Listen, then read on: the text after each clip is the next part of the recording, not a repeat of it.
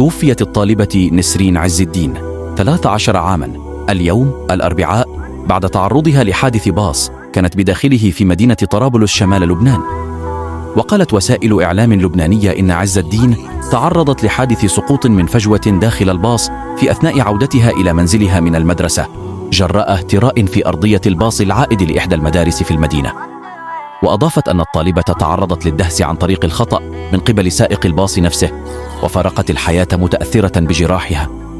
وعلق النائب إيهاب مطر عبر حسابه على منصة إكس قائلا: أي موت هذا الذي أصاب الفتاة الصغيرة نسرين عز الدين لتسقط من فجوة داخل باص مدرستها لتلقى حتفها دهسا؟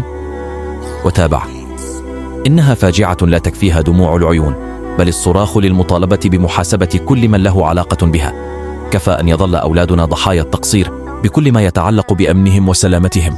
قلبي مع أهل نسرين ولا حول ولا قوة إلا بالله.